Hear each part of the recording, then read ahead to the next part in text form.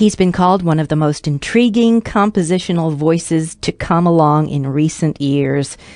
The wonderfully spontaneous, fresh sound of Miguel del Aguila will be featured in the next concert by Camerata San Antonio, Thursday the 29th of November in Bernie and Sunday, December 2nd here in San Antonio.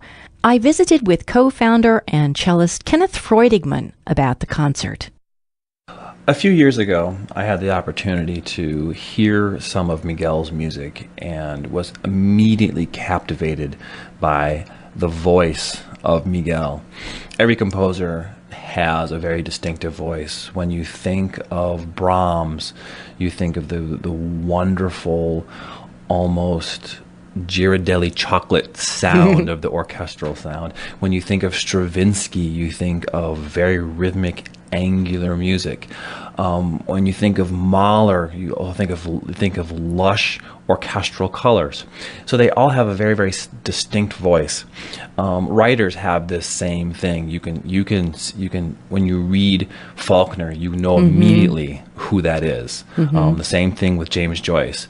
Miguel has that. These great artists and creators have a way of creating their own voice and make it very distinctive. And when I heard it, I just said, I've got to learn more about this guy.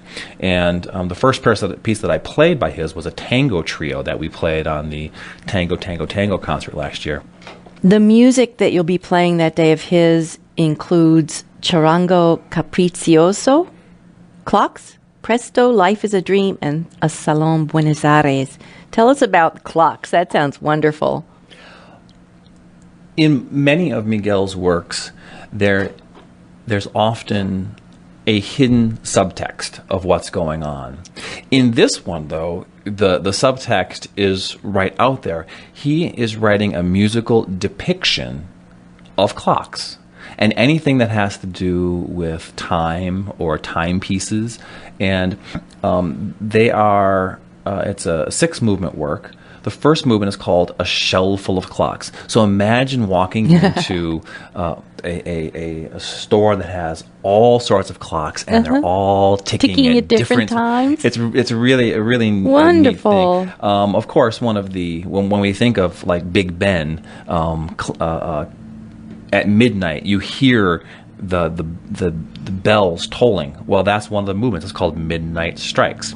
Like Cinderella. Very much so. There's a movement called The Old Clock Story, and it's a bittersweet story of an old clock. There's a very humorous movement called Sundial 2000 BC, where imagine a bunch of cavemen around a sundial, and we actually have to grunt in this. It's very fun. There's a story of the romance of the Swiss clock and the old clock, and then the last movement is called The Joy of Keeping Time. And what is so fundamental about clocks but keeping time? And the neat thing is that this one is constantly shifting between different meters. So sometimes it's in 5, sometimes it's in 4. It's a very, very fun work.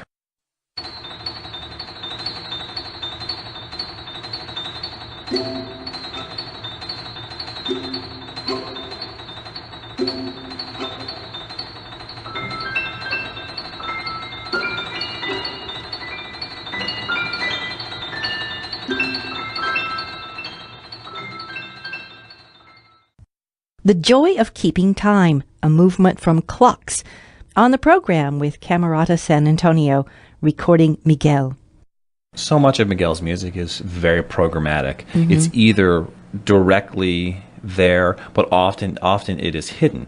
The work Life is a Dream is a work based on Calderón de la Barca's play Life is a Dream, and he wrote this, and the words were, as he said, were ringingly, obsessively in his mind, and he just could not get away from it, and that's where this music comes from.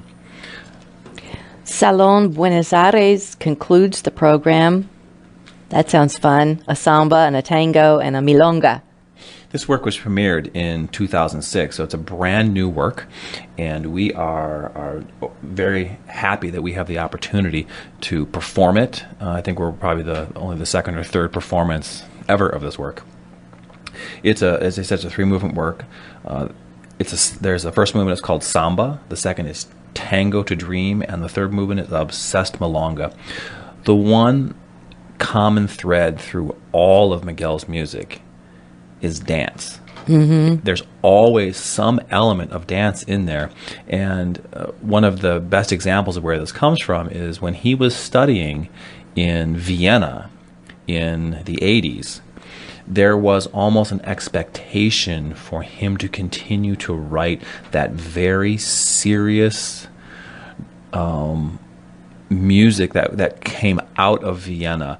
Vienna is really the birthplace of the string quartet, so there was this expectation to continue that.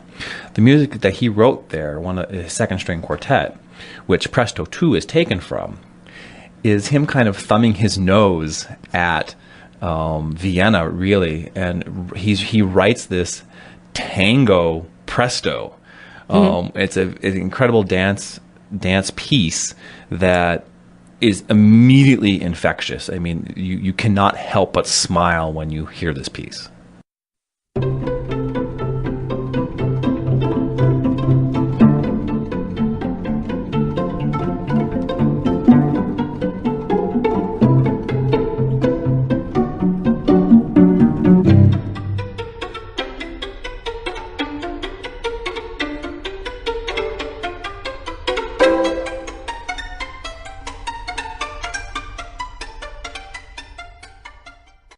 Presto 2 by Miguel del Aguila.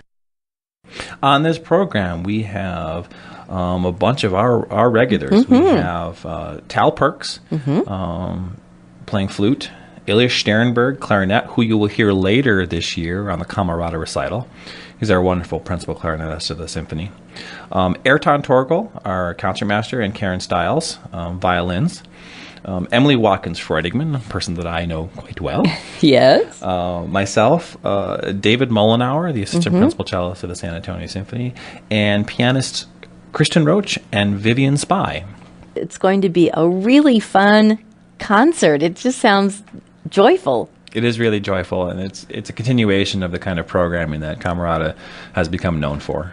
Well, thank you for being here today, Kenneth. Thank you very much. Take care. Bye-bye.